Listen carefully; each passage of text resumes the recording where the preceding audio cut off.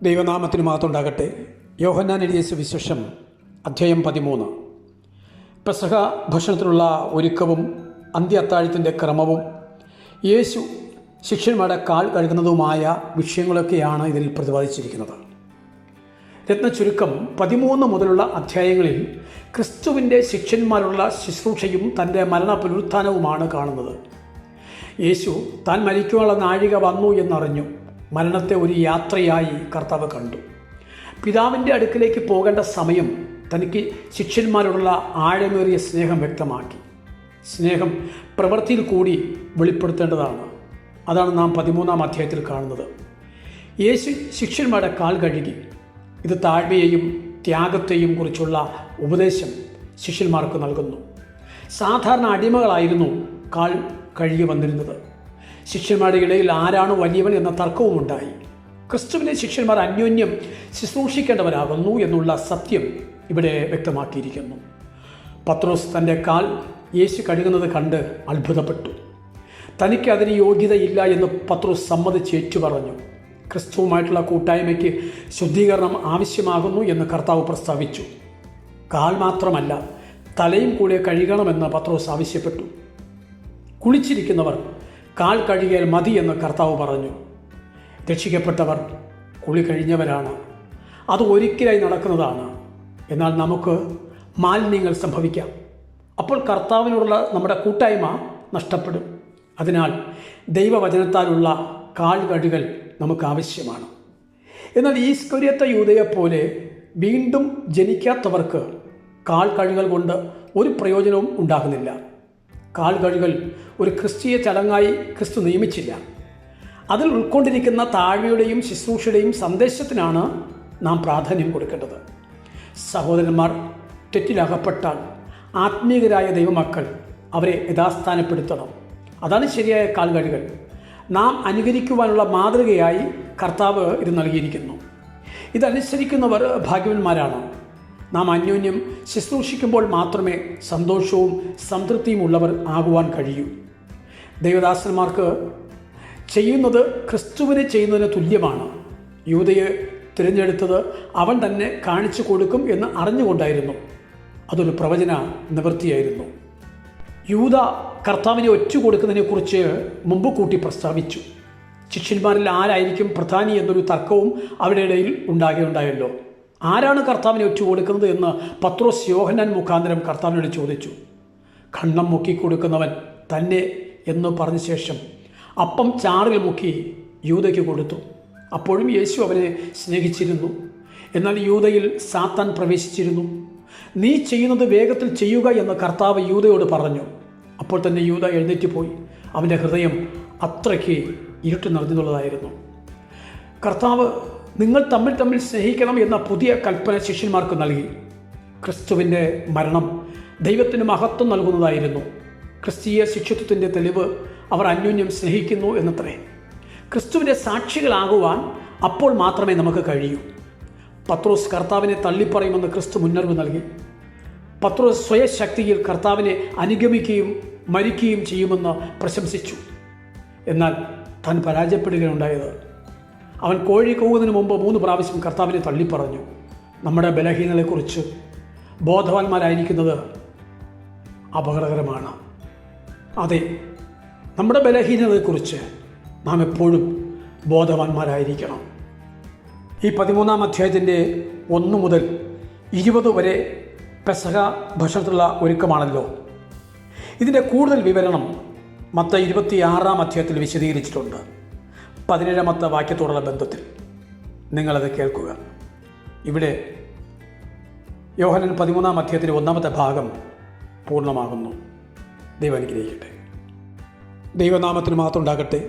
യോഹന്നാൻ എഴുതിയ സുവിശേഷം 13-ാം അധ്യായം 2-ാമത്തെ ഭാഗം. ഇവിടെ അന്ത്യ അത്താഴത്തിൻ്റെ ക്രമം നമുക്ക് നോക്കാം. ആദ്യത്തേത് 13-ാം അധ്യായം 12-ാമത്തെ വാക്യമാണ്. അത്താഴം ആരംഭിക്കുന്നു. ലൂക്കോസ് 22-24, മർക്കോസ് 9-33-35 വരെയും വലിയവൻ ആരാണെന്ന് തർക്കമുണ്ടാക്കുന്നു. ഇവിടെ 13-ാം അധ്യായത്തിൻ്റെ 4 മുതൽ 11 വരെ യേശു ശിഷ്യന്മാരുടെ കാൽ കഴുകുന്നു. അതുപോലെ 22-23 വാക്യങ്ങളിൽ വരുമ്പോൾ ഒറ്റ കൊടുക്കലിനെ കുറിച്ച് സംസാരിക്കുന്നു. 24 വാക്യത്തിൽ ഒറ്റ കൊടുക്കുന്നത് ആരാണെന്ന് ശിഷ്യന്മാർ ചോദിക്കുന്നു. 24 മുതൽ 26 വാക്യങ്ങളിൽ അപ്പക്കണ്ണം വാങ്ങുന്നവനാണെന്ന് കർത്താവ് മറുപടി പറയുന്നു. യൂദ കണ്ണം വാങ്ങി എഴുന്നേറ്റ് പോകുന്നതാണ് 26 മുതൽ 30 വരെയുള്ള വാക്യങ്ങളിൽ. തുടർന്ന് കർത്തൃമേശ സ്ഥാപിക്കുന്നു. മർക്കോസ് 14:22, മത്തായി 26:26. പത്രോസിന് മുന്നറിയിപ്പ് നൽകുന്നതാണ് യോഹന്നാൻ 16:36 മുതൽ 38 വരെയും, ലൂക്കോസ് 22:34, മത്തായി 26:33. ഇങ്ങനെ അക്കമിട്ട് 9 കാര്യങ്ങൾ അന്ത്യ അത്താഴത്തിൻ്റെ ക്രമമായി കാണാവുന്നതാണ്. യേശു തുടർന്ന് ശിഷ്യന്മാരുടെ കാൽ കഴുകുന്നതാണ് 1 മുതൽ 13 വരെ. ശിഷ്യന്മാരുടെ കാലുകൾ കഴുകുവാൻ തക്കവണ്ണം കർത്താവിനെ പ്രേരിപ്പിച്ച വിഷയം എന്തായിരിക്കാം?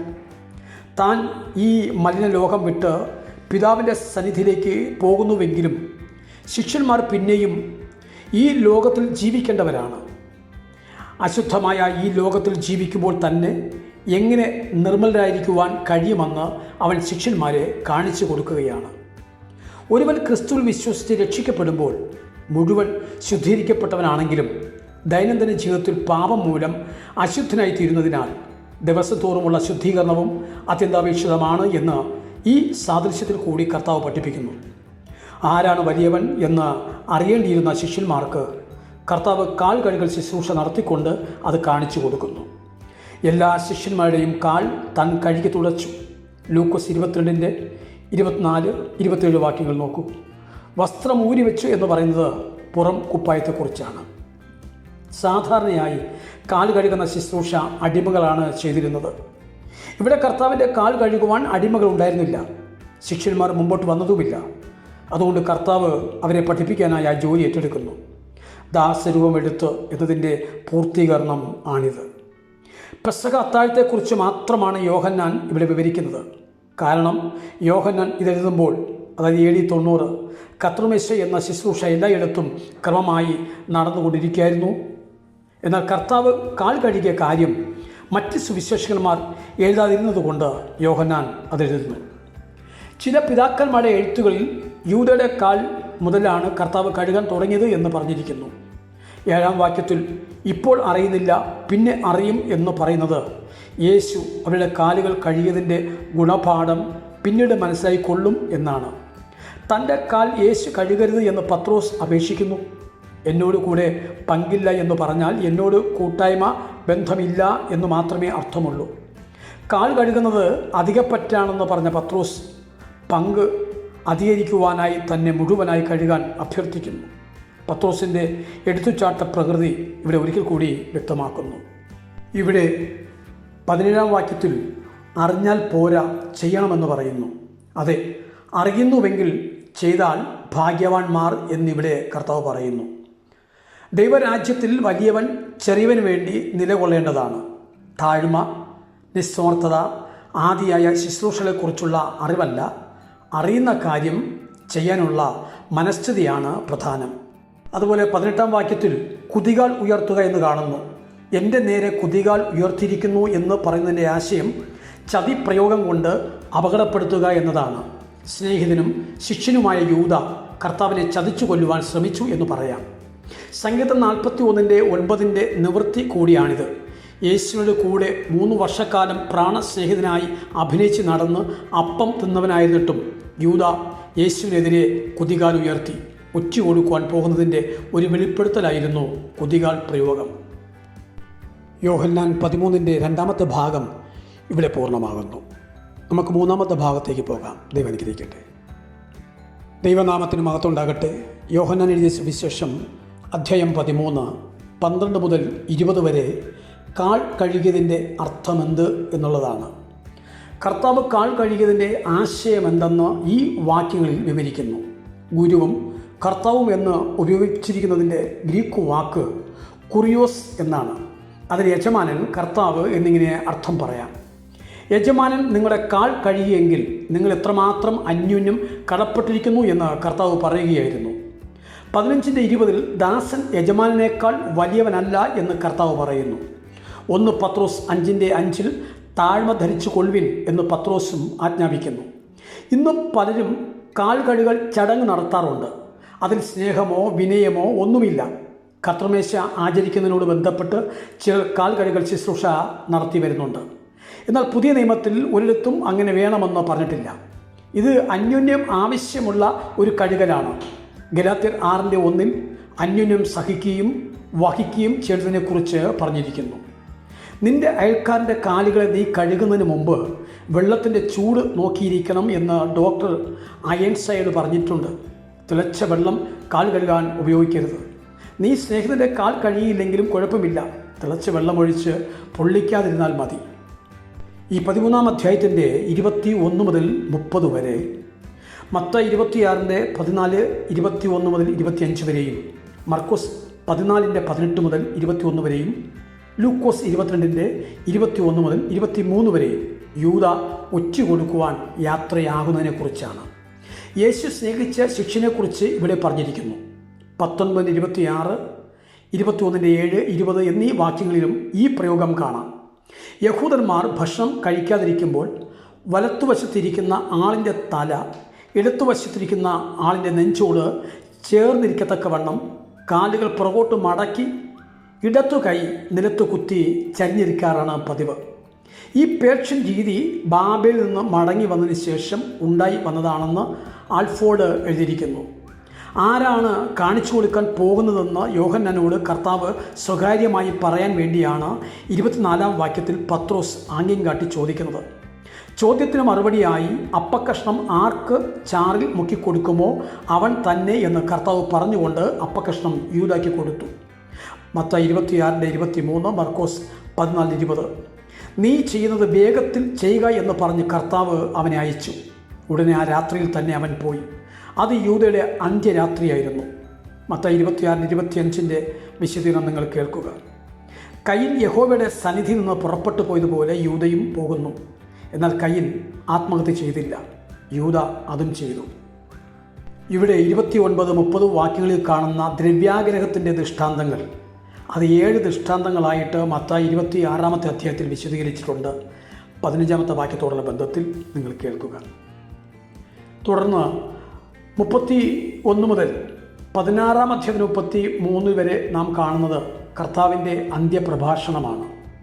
മത്തായി സുവിശേഷത്തിൽ കർത്താവിൻ്റെ അന്ത്യപ്രഭാഷണമായി കൊടുത്തിരിക്കുന്നത് ഈ പ്രഭാഷണത്തിന് ശേഷം ഒലിവുമലയിൽ വെച്ച് പറഞ്ഞ കാര്യങ്ങളാണ്.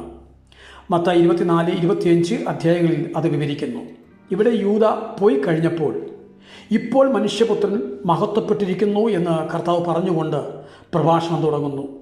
വലിയ ഭാരമായിരുന്ന ശല്യക്കാരൻ പോയി അന്തരീക്ഷമാകെ ശുദ്ധമായി തീർന്നിരിക്കുന്നു. നോക്ക് 34, 35 വാക്യങ്ങൾ. തമ്മിൽ സ്നേഹിക്കണം. ദൈവം മോശെ മുഖാന്തരം കൽപ്പനകൾ കൊടുത്തു എങ്കിൽ ഇവിടെ യേശു നേരിട്ട് ഒരു പുതിയ കൽപ്പന കൊടുക്കുന്നു. ലേവ്യർ 19:18 കൂട്ടുകാരൻ നിന്നെപ്പോലെ സ്നേഹിക്കണം എന്ന് പറഞ്ഞിരിക്കുന്നു.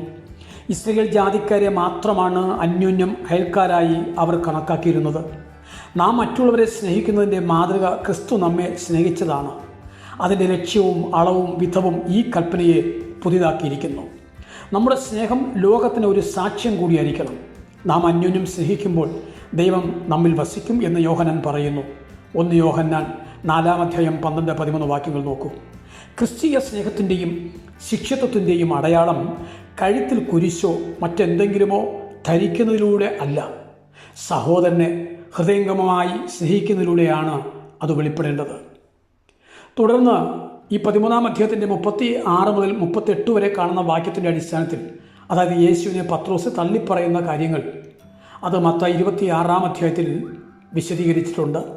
നിങ്ങൾ ആ അധ്യായം കേൾക്കുക.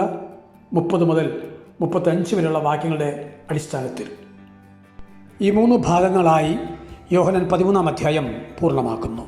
ദൈവം അനുഗ്രഹിക്കട്ടെ.